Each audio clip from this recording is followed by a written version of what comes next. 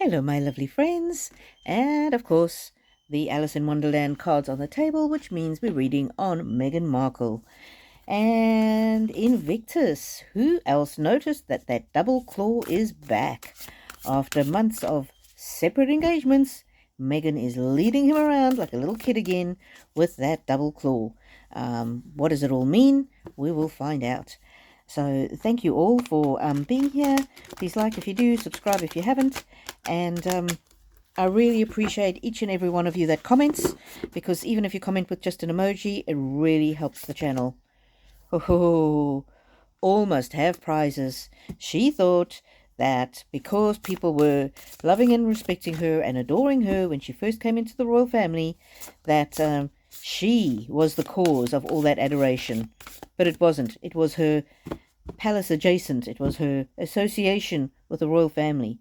So she thought she was the one people loved. And there you go. Such a curious dream. This one comes up often with Meghan when I read on her and her time in the royal family.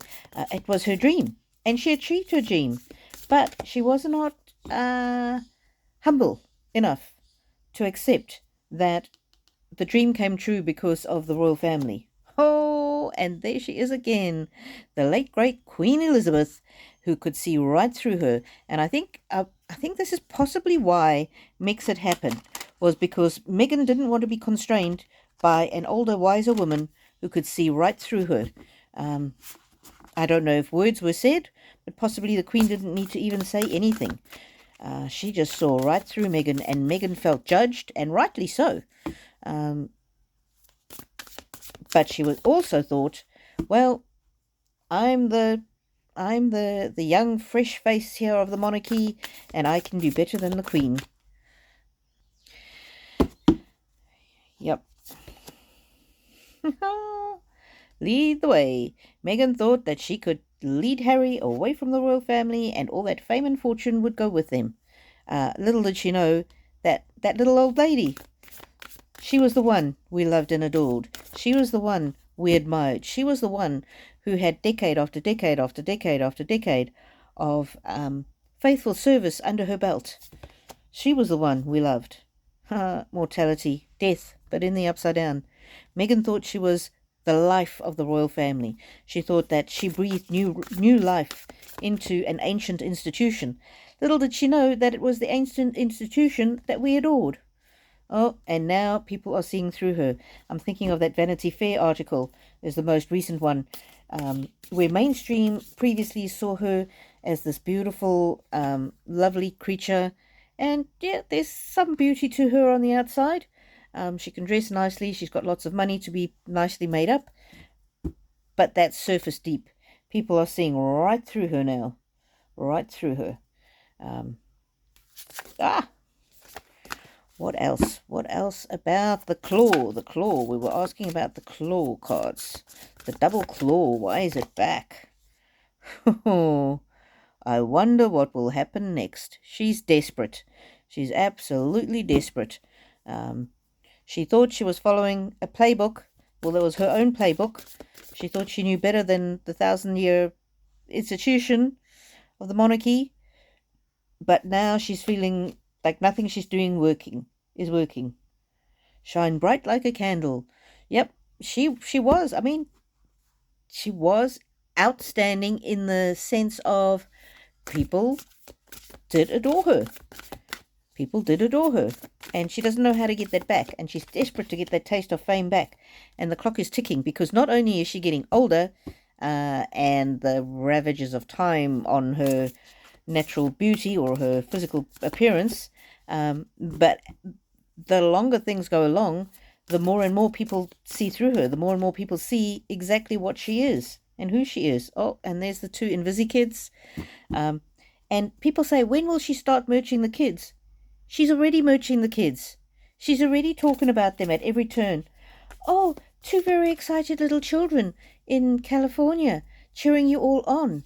So, I don't know. For me, this is an ideal way for a narcissist to merch the kids, because the kids aren't there to take the attention away from her, but she can use them to, oh, I'm a mum. I'm a mum. Yeah. So she still uses them. It's always tea time. There's no opportunity or tragedy that she won't exploit for fame and fortune. But she doesn't realize that she's so she has such a little self-awareness that she doesn't realize that normal people would not do that. That is not actually how people behave. And pretending to somehow, through rich contacts, get a Billie Eilish t-shirt for a teenage girl who's lost everything is not impressive. In her mind, it's like a Hollywood script in her mind.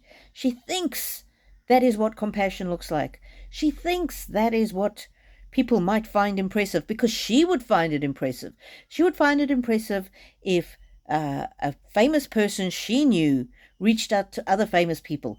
For her, that would be the epitome of somebody actually doing something for another person. It would be so awe-inspiring and amazing. The rest of us just go onto the website and order a t-shirt. What is your problem? All of the merch is signed anyway. What's the issue? It's because she's made up a story and she doesn't know how to be in real life. Changed in the night. And that reminds me of that, I think it was the Meghan and Harry thing on Netflix, where Harry said, there was all this love and adoration, and then suddenly it all changed. Why did it change? And in his mind and in Meghan's mind, the only reason it could have changed is because the royal family planted bad stories about them.